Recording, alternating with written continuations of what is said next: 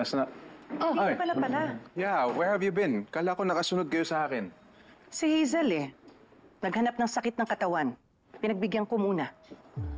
Nag-enkwentro na naman kayo, Nay? Oo, anak. Pero mamaya na natin pag-usapan yan. Attorney, ano nga pala yung next move natin? Well, dapat sagutin natin point by point ang mga akusasyon ni Hazel.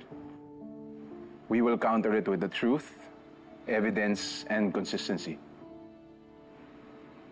Kailangan yung counter affidavit ni Colleen ay consistent.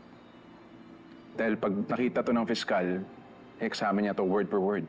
At pag umakyat ito ng korte, it has to stay consistent. No contradictions, no emotional outbursts. Kung ano yung totoo, yun lang.